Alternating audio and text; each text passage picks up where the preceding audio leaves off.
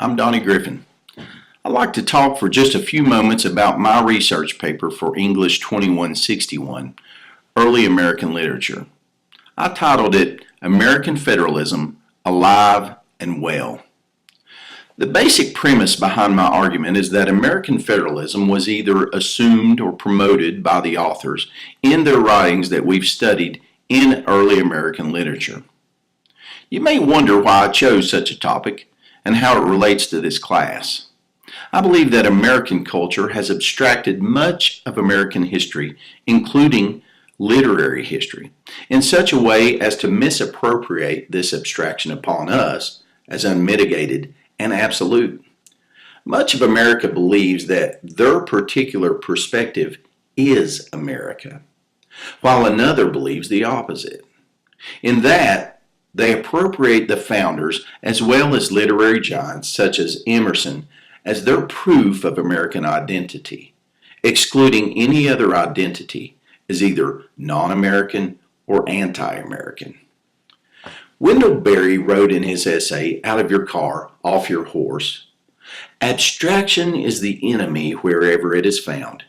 The abstractions of sustainability can ruin the world just as surely as the abstractions of industrial economics.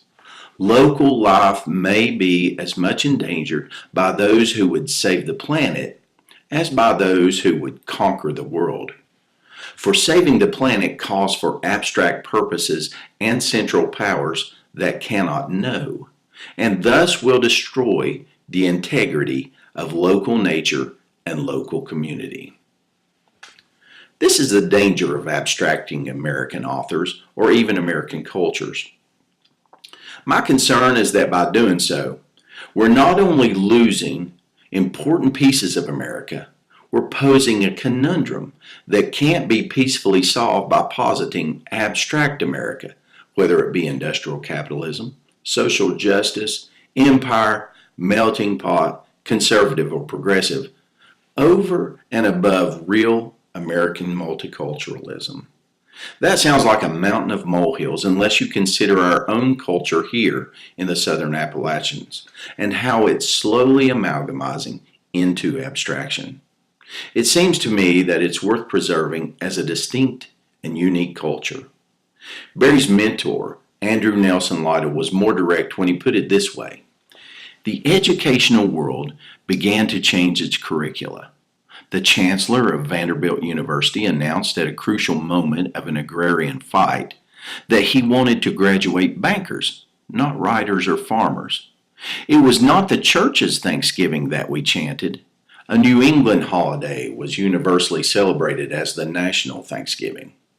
This was the salvation of the Puritan fathers after their hard winter was instilled into the minds of American or Southern children as the salvation of their founding fathers. One of my projects in kindergarten was cutting out and painting turkeys and tall-hatted men with bibs to paste in front of a log cabin made out of twigs. At home I was read Uncle Remus, but in public it was John Alden. Why don't you speak for yourself, John, that we were read. We were not told that Captain John Smith, sailing the Atlantic coast, brought smallpox to the Indians at Plymouth and so let the Puritans land in safely. Always it was the New England story which concerned the genesis of the nation. And unless you confuse this literary discussion with mere politics or social studies, I'll quote Lytle's same warning. I'm not talking about statistics, Lytle said. But this great acceleration of much widespread loss of farms and families sustains my argument, which is this. At the time we wrote, there were enough families living on the land and enough small town and city privately owned businesses to counterbalance the great industrial might, which was a fact and had to be reckoned with. If our proposal had been listened to, this necessary industry might have been contained, might not have grown into the only idea of the kind of life everybody must be forced to accept. If you've lived in the region surrounding King University for any time, Berry's and Lytle's words should ring true and seem almost prophetic. Almost no one would disagree that our Southern Appalachian culture, with its bluegrass music, folk art, religious heritage, and rural way of life, ought to be preserved. But have you ever wondered why it needs to be? My community is only one of many in America. Each deserve respect, admiration, and preservation. American federalism secures the rights of distinct cultures to exist and flourish on one continent. That's what the authors in my research believe to varying degrees. Americans still operate, however inadvertently, under this same idea. I began the paper by defining my term, American federalism, as the understanding that the American Republic exists as a kind of live and let live system where different cultures or similar belief systems exist in the form of states. Those states agree to live together in union, giving authority to a central government to perform only specifically enumerated tasks, leaving the states to provide for the greatest amount of liberty for their people. I believe that the author's distinctive systematic understandings of liberty still exist in various forms and are essential and fundamental to the Republic. The terms I used synonymously with American federalism were self-determination, self-governance, and American federalism itself. It was appropriate to begin with Thomas Jefferson. The usual and contemporary perception of American federalism is Jeffersonian. His affections are well documented and easily discoverable in our text of the Declaration of Independence. I pointed to his arguments for the right to self-determination and self-governance in the preamble, his list of grievances, and his final argument. Jefferson's perspective was one of federalism. It was a perspective that was essentially local, but articulated by Jefferson as prevailing in the states. Thomas Paine's common sense was my next bit of evidence. Paine's contribution to American lit was at least partially an argument for federalism. I highlighted his argument as one for a specific kind of federalism that highlighted representation coming from, you guessed it, the states. Paine's document was more explicit and direct than Jefferson's, but it was also more centralist. That seems like a tertiary point, except that it curbs any sense that I'm arguing for any specific form of American federalism. I admit that Emerson seems like a strange choice to argue for American federalism. His argument is one of assumption, though, and is organic rather than logical. In Emerson's Self-Reliance, he argued for an extreme individualism that resembled today's libertarianism, but it was always in a context. Emerson argued to reject European traditions, but with the understanding that America was the new, better standard. Without that hermeneutical tool, Emerson's context, his argument would seem anarchist. It was not. Self-Reliance was not Emerson's magnum opus on American federalism, I readily admit, but it can't be abstracted from politics. His argument for the new over the old was one for a very decentralized federalism, and yet another perspective I presented to win your trust and your assent that the writings of these men present at least some form of American federalism. The next premise was that a form of American federalism still exists. It exists in an extremely centralist America in the form of state nullification. The basis for this part of my argument was derived from the articles found in the King Library. These articles described an organic movement back toward decentralization in which various peoples who disagree with federal law have their liberties secured by their states. Many of these movements that are occurring in states hold progressive beliefs in high regard. I based my argument for nullification as representative of American federalism on sanctuary policies, decriminalization of marijuana, and pre-nullification of the prohibition of abortion rights. This kind of nullification is distinct of the other two, but just as much American federalism.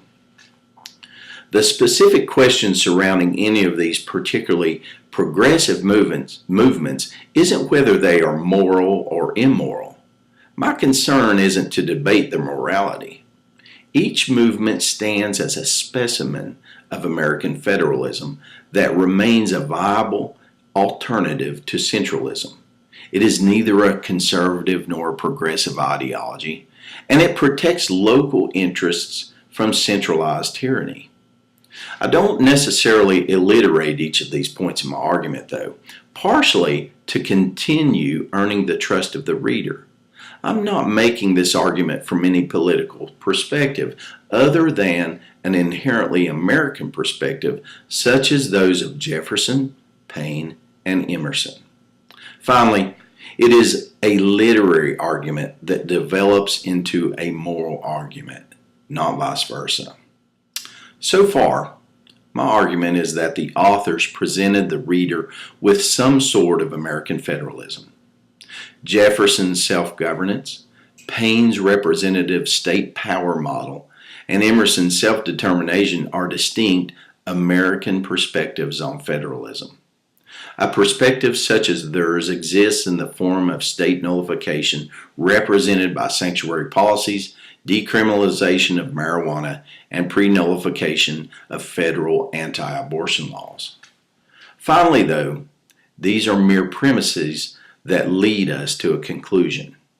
I conclude that a view of American federalism is necessary to provide and secure the liberty of distinct American communities, such as ours here in the Southern Appalachians. Otherwise, centralization will morph all American cultures into an abstract ideal. In the beginning of this argument, I present the movement to abolish the Electoral College as a threat to American federalism. The Electoral College was set up to protect small, rural communities from larger, more powerful ones. The movement to abolish this protector of American federalism originates from progressives. So, this is a contradiction I pose for the reader to explore on their own and in their own minds. It may seem that I'm merely reinforcing my presuppositions. That may be so now. But consider this. I've been around a while. I'm almost 50. I've marched with teachers as they threatened to strike in the 80s. I walked the picket line with Teamsters in the 90s. I voted for Democrats, Republicans, constitutional and nonpartisan candidates. I've been progressive, neoconservative, and paleoconservative. I was raised a fundamentalist Baptist. I left religion for a time and returned to fundamentalism after I was married. I was a church deacon and helped remove a rogue pastor, and in the process became Presbyterian. I was a non-confessional Arminian, and now I'm a Reformed Calvinist. My mind is open to change, and I consider myself open to new ideas. But no idea is safe when the majority dictates what ideas are acceptable. For Jefferson's declaration, it was his protest. Paine alliterated it in common sense. It emerged from Emerson's ideologies. Americans remain dedicated, however coincidentally, to the idea that cultures have the inherent right to determine for themselves how to live. American federalism is built into the system as a final check on centralist tendencies to melt cultures into one. It is the best way to preserve the union between us in a time when discord colors the ethos. American federalism, in its various forms, provides for peace as Jefferson allowed.